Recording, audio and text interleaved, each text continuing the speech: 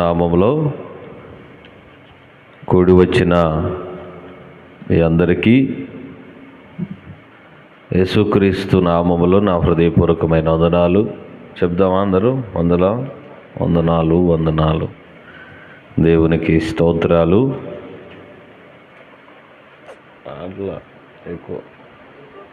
రాసిన పత్రిక 3వ అధ్యాయము, కొరింథీ మొదటి పత్రిక 3వ అధ్యాయము 3-4 వాక్యాలను చదువుకుందాం.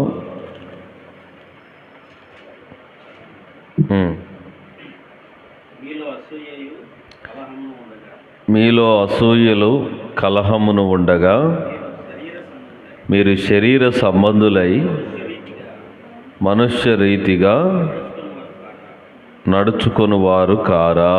ఇక్కడ ఈరోజు అంశం ఏంటంటే, మనం దేని సంబంధికులము? అంశం, మనము దేని సంబంధికులము, ఎవరి సంబంధికులము, ఎవరికి సంబంధించిన వారము?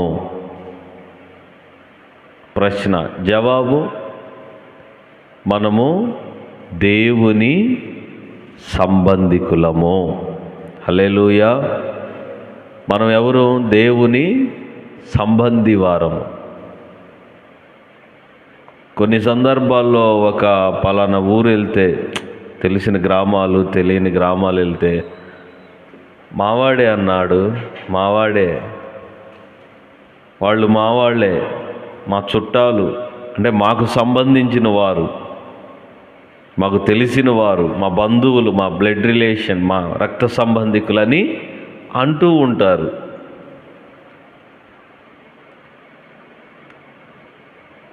రక్త సంబంధం ద్వారా ఒక సంబంధం ఏర్పడిద్ది, వివాహం ద్వారా ఒక సంబంధం ఏర్పడిద్ది.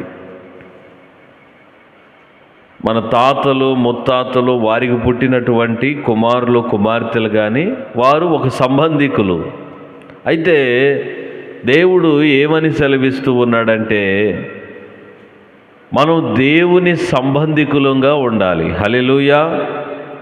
మనం ఎవరై ఉండాలి? దేవునికి సంబంధించిన వారముగా ఉండాలి. ఇక్కడ 1 కొరింథీయులకు రాసిన పత్రిక 3వ అధ్యాయము 3-4 వాక్యాల్లో మనం చూసినట్లయితే,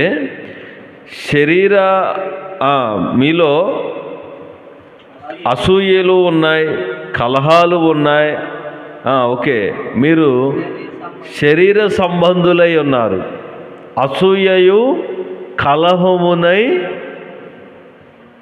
మీ జీవితంలో అవి ఉన్నాయి. కాబట్టి అవి ఉంటే మీరు శరీర సంబంధులు. 4 అదే మాటను కంటిన్యూ చేస్తే, ఒకడు నేను పౌలు వాడను, మరి ఒకడు నేను అపోల్లో వాడను అని చెప్పునప్పుడు మీరు ప్రకృతి సంబంధులు. కలహాలు, ద్వేషాలు, అసూయలు, మత్సరములు ఎఫెసీయులకు రాసిన పత్రిక, గల్తీలకు రాసిన పత్రికలో ఉంటాయి. ఇవన్నీ శరీర సంబంధులు. ఎవరంటే ఆ శరీర సంబంధం లేకుంటే శరీర క్రియలు ఎలా ఉంటాయంటే, 19వ వాక్యం, గలతీయులకు రాసిన పత్రిక 5వ అధ్యాయం 19వ వాక్యములో శరీర కార్యాలు ఏమై ఉన్నవంటే, జారత్వము, అపవిత్రత, కామత్వము, విగ్రహారాధన, అభిచారము, ద్వేషములు, కలహము, మత్సరములు, క్రోధములు, కక్షలు, భేదములు, విమతములు, అసూయలు, మత్తతలు, అల్లరితో కూడిన ఆటపాటలు మొదలగునవి. ఇవన్నీ శరీరానికి సంబంధించినవి. శరీరానికి సంబంధించినటువంటి కొన్ని కోరికలు, కొన్ని ఆశలు, కొన్ని ఆశయ సాధనాలు ఇవి ఉంటాయి. మీలో కలహాలు ఉన్నాయి, మీలో కక్షలు ఉన్నాయి, మీలో ద్వేషాలు ఉన్నాయి, మీలో అసూయలు ఉన్నాయి, కనుక మీరు శరీర సంబంధులు. మరలా ఇంకోటి ఆ కింద వాక్యంలోనే మరలా పౌలు గారు ఇంకో మాటను జ్ఞాపకం చేస్తాడు కొరింథీ సంఘానికి రాస్తూ, కొరింథీయులకు. ఒకడేమో నేను అపోల్లో వారును, మేము అపోల్లో వారము, మేమేం కొరింథీ వారము, మేమే పేతురు సంబంధికులము, మేము కేఫా సంబంధికులము, మేము అపోస్తులుడైనటువంటి పౌలు సంబంధికుల వారము. మరి క్రీస్తు సంబంధికులు ఎవరు? నేటి దినంలో డినామినేషన్స్ బట్టి, అంటే సంఘాలను బట్టి, సంస్థలను బట్టి వేరుబాటు జీవితం కలిగి ఉన్నారు. మేము ఏసన్న సంబంధికులము, మేమే హెబ్రోను అంటే భక్త్ సింగ్ సంబంధికులము, మేము లూథరన్ సంబంధికులము. ఈ క్రైస్తవులు ఎలా ఉంటే బయట ప్రపంచం ఎలా ఉందంటే మేము చిరంజీవి సంబంధికులం, అంటే ఆయన ఫ్యాన్స్. మేము పవన్ ఫ్యాన్స్. ఇంకా ఎవరో చాలామంది వచ్చారు ఈ మధ్య హీరోలు, వాళ్ళ పేర్లు తెలియదు. సినిమాలు చూసి మేము చాలా సంవత్సరాలు, 12-13 సంవత్సరాలు అయితే చాలా హీరోలు వచ్చారు. వాళ్ళు చెప్పుకుంటారు మేము వారి సంబంధికులు, మా ఫ్యాన్. ఆయన ఏ ప్యాంట్ వేస్తే ఆ ప్యాంట్ వేస్తాడు. ఆయన చెవుకు రంధ్రం కుట్టించుకుంటే అదే రంధ్రం కుట్టించుకుంటాడు. నేను అన్నా ఒకరోజు చెవుకు రంధ్రం కుట్టించుకుని చేతికి గాజు వేసుకున్నాడు. గాజా కడియం ఏదో మొత్తానికి గాజు. నేనన్నా సహజంగా ఆడపిల్లలు రంధ్రాలు పెట్టుకొని లవ్లీలు వేసుకుంటారు, అదే చెవులీలు, మంచిది. మగవారికి ఏ లవ్లీలు చెవులీలు ముక్కుకు కానీ చెవుకు కానీ రంధ్రాలు లేవు, ఉండవు, పెట్టుకోరు. మరి వాడు రంధ్రం పెట్టుకొని పోగు తగిలించుకున్నాడు, చెవు గాజు వేసుకున్నాడు. వాడిని ఏమనాలా అంటే ఆడా కాదు నువ్వు, ఇటు మగవాళ్ళ పోలికలేం కనపడతలా, అటు ఆడవారి పోలికలు కూడా నీకేం కనపడతలా. చెవు కుట్టించుకుంటే 2 చెవులు కుట్టించుకోవాలి, 2 గాజులు వేసుకోవాలి. వాళ్ళని ఆడవారు అంటున్నారు సమాజంలో. ఇటు అవి ఏమి లేని వారిని మగవారు అంటున్నారు. మరి అవి సగం ఈ సగం వేసుకొని, అవి సగం ఈ సగం వేసుకొని అలా ఉన్న వ్యక్తిని మీరేమంటారు? మీరే కానీ అది కనబడతా ఉంటారు అటు ఇటు రోడ్ల మధ్య. అరే నువ్వేమన్నా వాడివా అన్నా నేను. అదేం కాదన్న, మా ప్యాన్ అట్టేసుకున్నాడులే అన్నారు. ప్రియులారా, మనం ఒకరికి సంబంధించిన వారం కాము. రెండోది ప్రాముఖ్యమైన విషయం ఏంటంటే మనం పార్టీలు కూడా విభజిస్తూ ఉన్నారు. ఒక పార్టీకి సంబంధించిన వారం కూడా మనం కాదు, ఒక నాయకత్వానికి సంబంధించిన వ్యక్తులము కాము. అధికారాలు, నాయకులు, మంత్రిత్వం, ఇవన్నీ పదవులు శాశ్వతమైనవి కాదు. మనము ప్రాముఖ్యంగా ఎంచబడిన విషయం ఏంటంటే మనం క్రీస్తు సంబంధికులమై ఉన్నాము. హల్లెలూయా! దేవుని సంబంధికులం మనం. అంతే, ఈ లోక నాదులకు సంబంధించిన వారం కాదు. దుష్ట సాంగత్యం అంటే దుష్టుడు సంబంధికుడుగా ఉంటే మీ మంచి నడవడిక చెరుపును, మీ నడవడిక పోతుంది, మీ మార్గం సరైనదిగా ఉండదు. అందుకే మనం క్రీస్తు సంబంధికులంగా ఉండాలని దేవుని వాక్యం తేటపరచబడుతుంది. మీరు ప్రకృతి సంబంధికులుగా ఉన్నారా? దేవుని సంబంధికులుగా ఉన్నారా? మానవ సంబంధికులుగా ఉన్నారా? దేవుని సంబంధికులుగా ఉన్నారా? ఆలోచన చేయాలి. 1 కొరింథీయులకు రాసిన పత్రిక 6వ అధ్యాయము 3వ వాక్యములో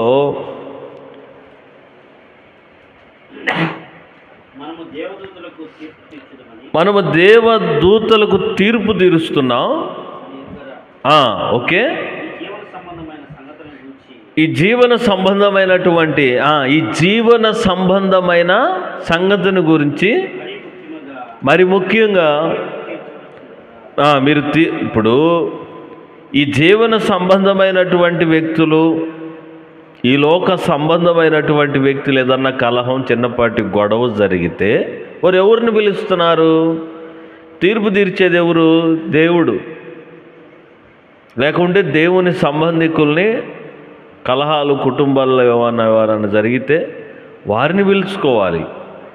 తృణీకరించబడిన వారిని, ఈ లోకంలో వెలివేయబడిన వారిని తీసుకుని వచ్చి తీర్పు తీర్చండి అని వారితో సంబంధం ఏర్పాటు చేసుకుంటున్నారంట. ఎలా ఉందంటే వీరి పరిస్థితి, ఒక గుడ్డోడికి ఇంకో గుడ్డోడు త్రోవ చూపించమంటున్నాడంట. ఇద్దరు గుడ్డోళ్ళే.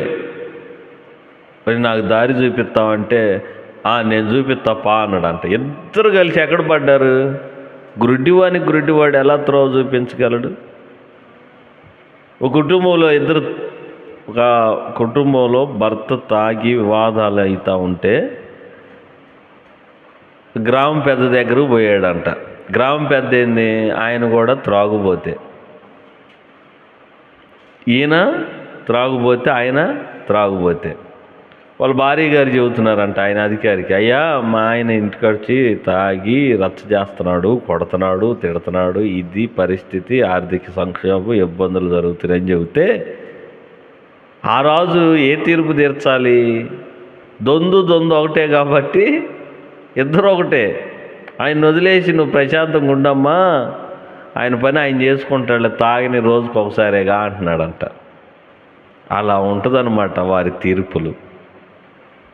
ఎవరితో మనం పొంతు, ఎవరితో మన సాంగత్యము, ఎవరితో మన సంబంధము. ఒక్క అధికారి ఉంటే ఆయన మా బాబాయే, ఆయన ఎమ్మెల్యే, మా బాబాయే, మా ఇంటి పేరే, మా ఇంటి పేరే, మా పెదనాన్నే, మా తాతయ్య, మా ఇంటి పేరే అని చెప్పుకుంటాం. అసలు సాక్షాత్ అధికారులకు అధికారి, నాయకులకు నాయకుడు, ప్రధానులకు ప్రధానుడు, సర్వ సృష్టికర్త ఆయన మనకు ఏమై ఉన్నాడు? తండ్రిగా ఉన్నాడు. హల్లెలూయా. మనం ఆయనకు కుమారులముగా, పిల్లలముగా ఉన్నాం, బిడ్డలముగా. ఆలోచించాలి ప్రియులారా, మనము దేవుని సంబంధికులం తప్ప వేరే సంబంధికులముగా ఉండకూడదు.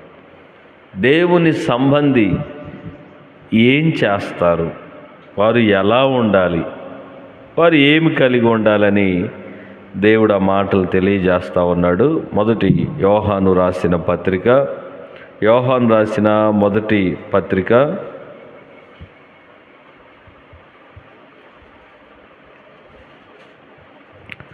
4వ అధ్యాయము 2వ వాక్యము. యేసుక్రీస్తు శరీరధారి అయి వచ్చినని ఏ ఆత్మ ఒప్పుకొనునో దేవునికి స్తోత్రం కలుగునుగాక. యేసుక్రీస్తు శరీరధారిగా వచ్చారని ఎవరు ఆయనను ఒప్పుకుంటారో, ఎవరు ఆయనను అంగీకరిస్తారో వారు దేవుని సంబంధి. మరి మీరు అంగీకరిస్తున్నారా? యేసు ప్రభులు వారు ఉన్నారు, ఆయన నేను ప్రార్థన చేస్తే ఆలకిస్తారు, ప్రార్థన చేస్తే నాకు స్వస్థత కలుగుతుంది, ఆయన అద్భుత కార్యాలు చేయగలిగిన వారు అని ఎంతమంది నమ్ముతున్నారు? ఊరక పెదాలతో దేవుడు అంటారు, వారి పెదాలు మాత్రం స్తుతి, స్తోత్రం స్తోత్రం స్తోత్రం అంటున్నారు, కానీ వారికి ఎప్పుడు ఆత్రమే.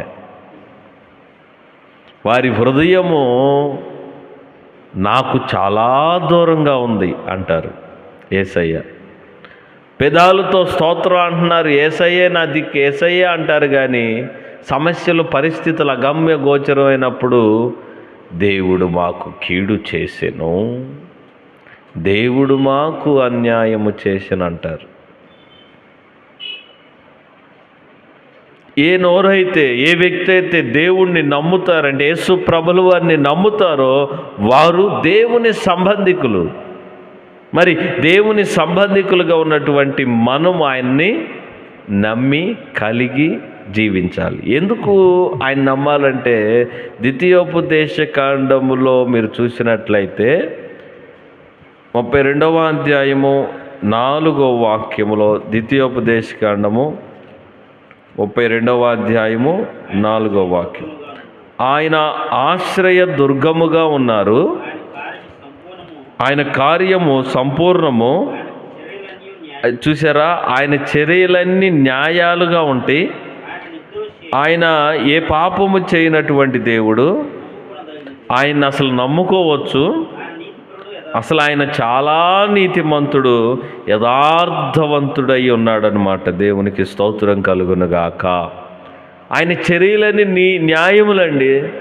ఆయన నీ కలర్ను బట్టో, నీ షర్టులను బట్టో, నీ చొక్కాలను బట్టో, నీ చందాలను బట్టో, నీ హెయిర్ స్టైల్ను బట్టో నీకు న్యాయం తీర్చే దేవుడు కాదు. పైరూపాన్ని చూసి మెచ్చుకునే దేవుడు కాదు ఆయన.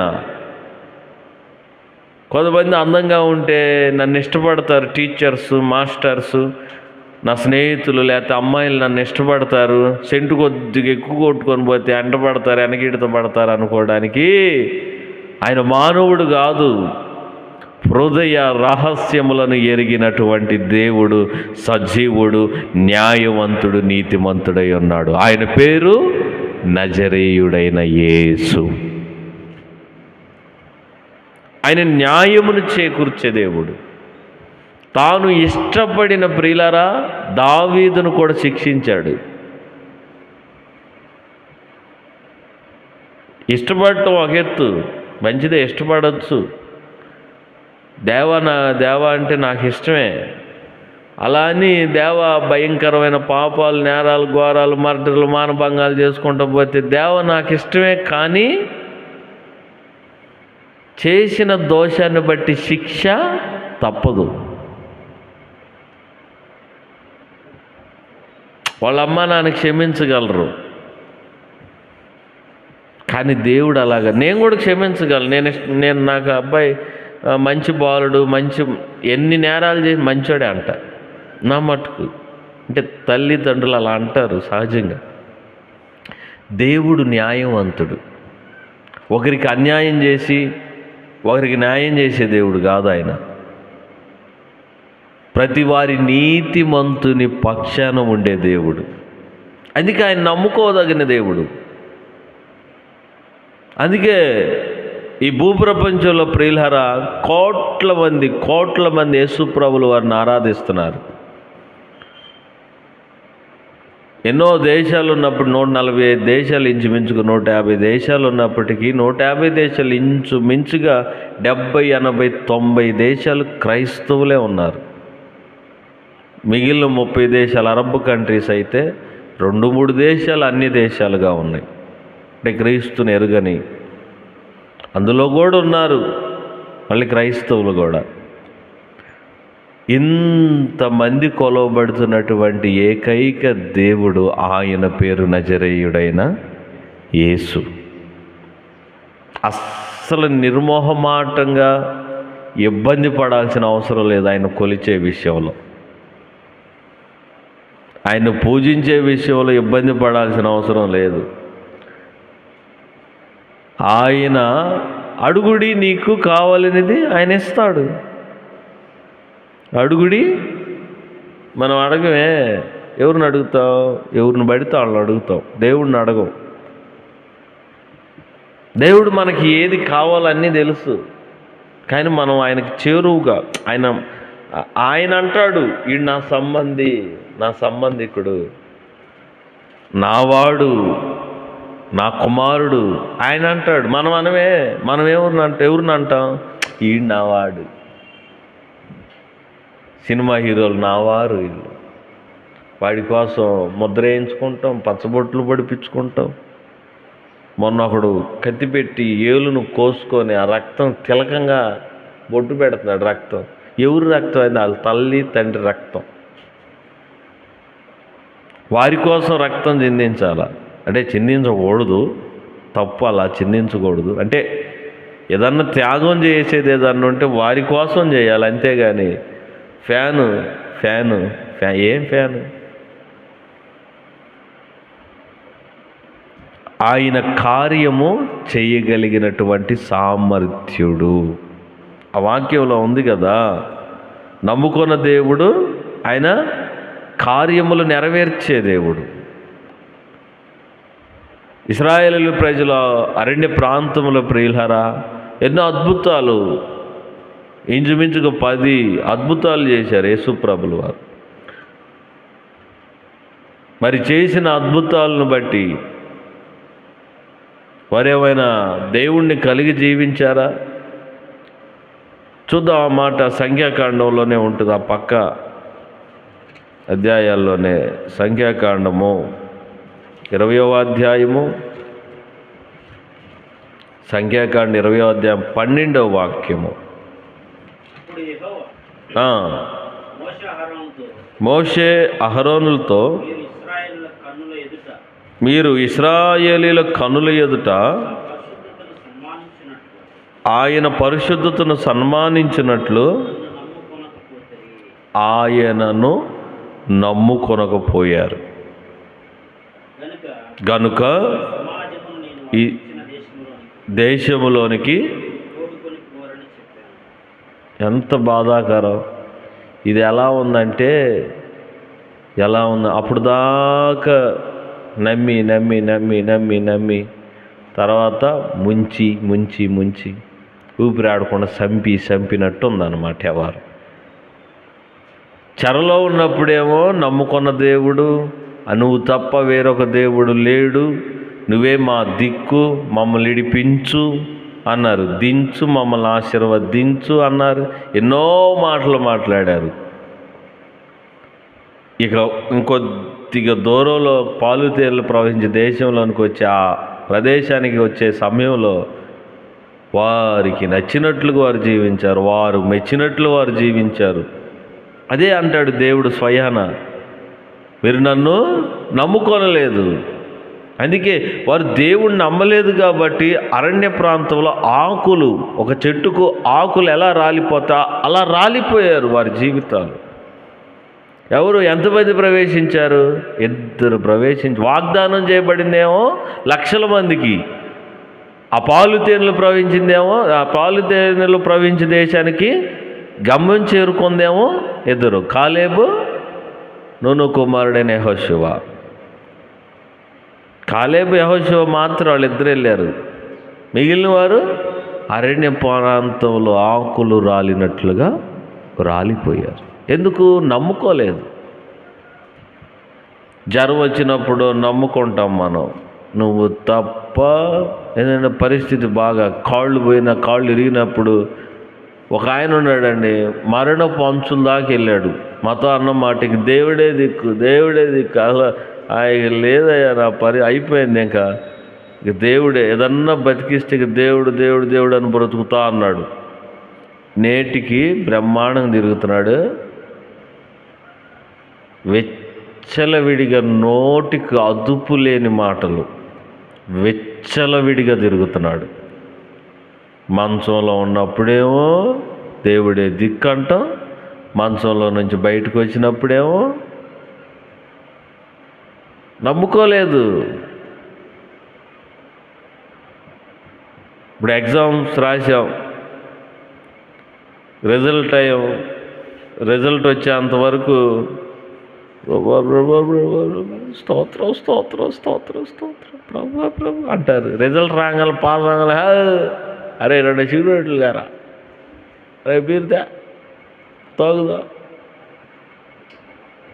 వేసి ఎక్కడో చూసి కొడతాడు, 2 కాళ్ళు ఇరుగుతాయి.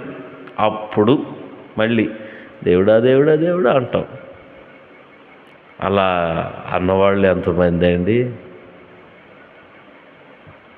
చూస్తాడు దేవుడు, ఏదో ఒక రోజు కొట్టే సమయం వచ్చింది, ఆ సమయం దాకా ఎదురు చూస్తాడు. అందాక తెచ్చుకోకూడదు సుమి. ఏమంటారు? పాస్ అవ్వకపోతే మళ్ళీ దేవుడే పాస్ అయితే దేవుడు తీసేస్తాయి. ఇక దేవుడు లేదు, ఏం లేదు. ఇక పార్టీలు, పబ్బులు. రాత్రి మేము 12 అయింది దేవుని వాక్యం చెప్పడానికి వెళ్ళాను నారాయణపాడులో.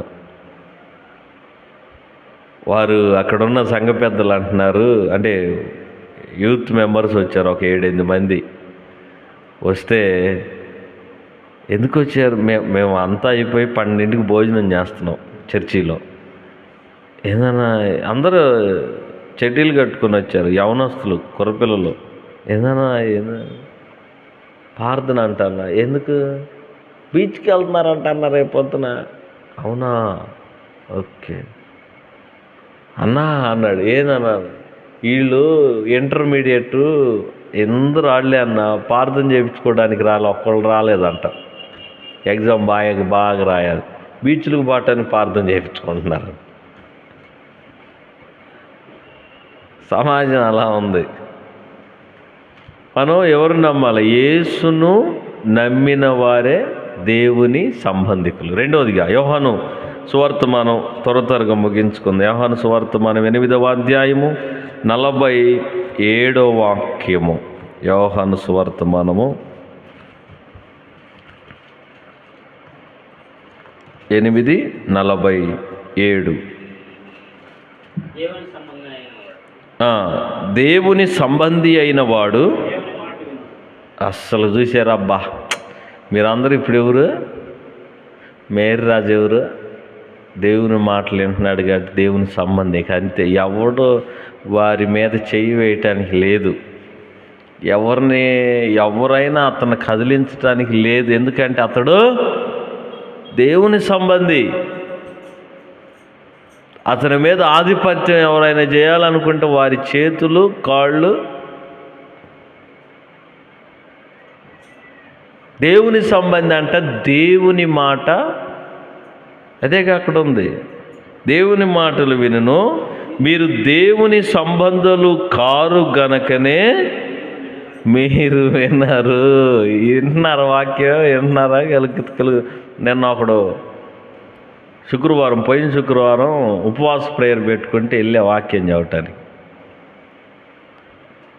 వెళ్తే, నేను మంచి ఉద్రేకంగా ఉద్యోగంగా వాక్యం చెబుతున్నా. నీ అంతోడే పిల్లోడు ఆశీష్ రాలేదు ఈరోజు, వాడికి తెలుసు. సెలవు అని చెప్పి వాడిని కూడా ఎత్తుకొని పోయా. వాడు పరధ్యానంలో ఉన్నాడు, అసలు ఇక్కడ లేడు. ఆ గజ్జిని ఇట్ట కొడతా పైకి చూస్తున్నాడు. మేమంతా వాకి ఉద్రేకం చెప్పి ఆపి, ఒక్కసారిగా ఆపి అసలు మొత్తం నిశ్శబ్దం అయింది. అందరూ ఆడికి వెళ్ళి చూస్తున్నారు. వాడేం పరధ్యానంలో అవి కొడతా ఉన్నాడు గజ్జలు. అప్పటికీ చోట్ల పక్కనోడు లాగి ఒక్కటేసాడు. నేను ఇట్ట చూస్తున్నాడు. మోకరి నిలువు మోకాళ్ళి పెద్ద మోకాళ్ళు వేసి నిలబడింది. పాప అరగంట సేపు ఉన్నాడు. అరగంట సేపు నిలబెట్టిచ్చా. ఎందుకంటే వాక్యం వింటల్లా.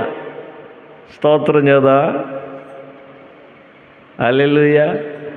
వాక్యము, దేవుని మాట వినువాడే ఆయన సంబంధి.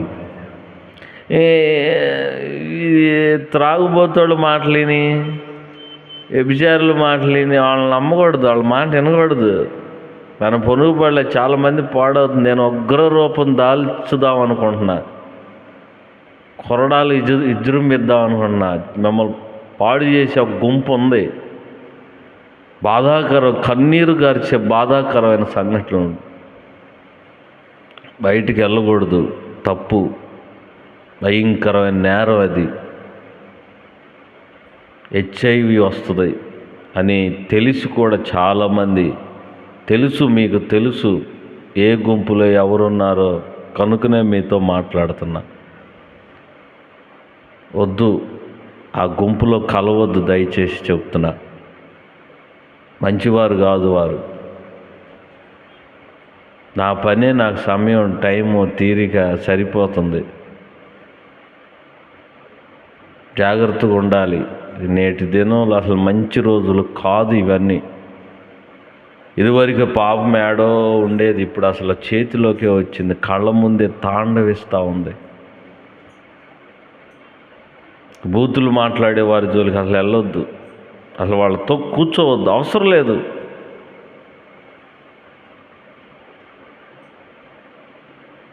అది కరెక్ట్ కాదు, మనకి తగునా, అసలు తగునిది కాదు.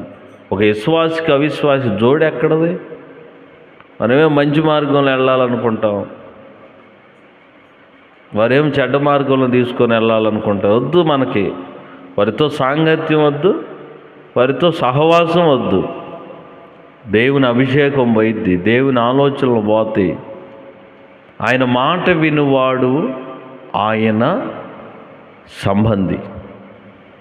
మొదటి సమూయేలు గ్రంథము 15వ అధ్యాయం 1-2 వాక్యంలో సౌలుకు ఒక పని అప్పగిస్తాడు దేవుడు, అమాలేకీయులను హతం చేయాలని. అమాలేకీయులు అనగా పాపం. ఈ మాట జాగ్రత్తగా వినండి. అమాలేకీయులు అనగా పాపం. నీలో ఏ పాపం అయితే ఉందో దాని సమస్తాన్ని సంహరించు. నీ పాళెములో పాపాన్ని ఒక్కదాన్ని కూడా మిగిల్చకుండా సమస్తము సంహరించాలన్న. ఒక ఆమె బాప్తీసం తీసుకోవడానికి వచ్చింది, అవి చేయి ముంచమాక అంటుంది దైవజనుడిని. అమ్మా అటు కాదు, బాప్తీసం మొత్తం మునగాలంటే లేదయ్యా. ఎందుకని ఈ చేత్తోహంలో కొట్టాలంట, అప్పుడు దాకా అపవిత్రంగా ఉండాలంట. కొట్టినాకే రావచ్చు కంటే ఆ అమ్మి ఊరు వెళ్ళింది 3 రోజులు దాకా రాదంట. నువ్వు ఆగట్లేదు బాప్తీసం చేయటానికి, నువ్వేమో ఇప్పుడే ఇస్తున్నావు, మళ్ళీ వచ్చే సంవత్సరం ఇస్తావంట. అందుకని చెప్పి ముందు ఇది ఒక్కటి చెయ్యి, ఒక్కటి ఎంత బాధాకరం. కొంతమంది తనలో ఉన్న సమస్తాన్ని, పాపాన్ని చంపుకోరు, దూరపరుచుకోరు, కొద్దిగా మిగుల్చుకుంటారు. సౌలు అదే చేశాడు. సమూయేలు ద్వారా దేవుడు సౌలుకి హెచ్చరింపించాడు, అమాలేకీయులు మీ దగ్గరున్న ఆ సమయంలో మీకు హాని కలుగు చేశారు. హాని కలుగు చేసినటువంటి వ్యక్తులు దోషులు. ఆ దోషుల్ని నువ్వు సంహరించాలి. ఏది ఉంచకూడదు, ఒక్కటి కూడా ఉంచకూడదంటే సౌలు అంటాడు. సౌలు తాను మెచ్చిన బలిష్టమైనటువంటి గొర్రెలను, బలిష్టమైనటువంటి కోడిలను తీసుకొని తన డేరాలో పెట్టుకున్నాడు. సమూయేలు వస్తాడు. సమూయేలు సౌలుని అడుగుతాడు, సౌలా, దేవుడు చెప్పిన మాట విన్నావా? దేవుడు నీకు ఏదైతే పని అప్పగించాడో చేసావా అంటే, ఆల్మోస్ట్ మొత్తం క్లియర్, ఫినిష్డ్, అయిపోయింది, నేను మొత్తం క్లియర్ చేశా, అయిపోయింది, ఏం లేదు కొరత. అంటే మరి నీ గుడారములో నాకు స్వరం వినపడుతుంది, కోడెలు గొర్రెల శబ్దం వినపడుతుందండి. ఓహో అయ్యా, నీ దేవుడైనా, ఎవరి దేవుడు అంట? ఆయన దేవుడు కాదా? మన దేవుడు అనొచ్చుగా. సౌలుకు దేవుడు కాదా? నీ దేవుడైన యెహోవాకు బలి అర్పించ. దేవుడు బలి అడిగాడా?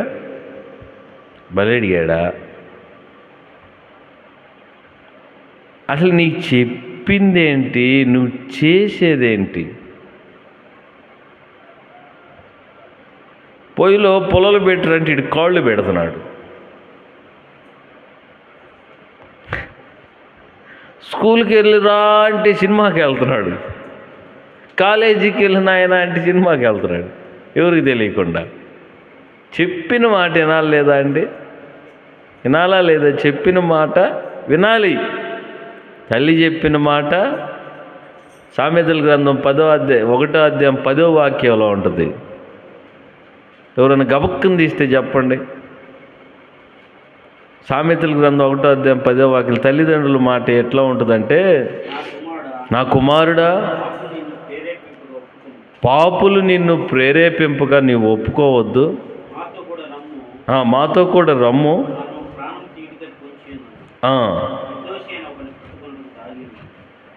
అక్కడ 10వ అధ్యాయం పట్టుకుంది. 10వ అధ్యాయం 1వ వాక్యమో లేకపోతే 1వ అధ్యాయం 10వ వాక్యం. నీ తల్లి మాట నువ్వు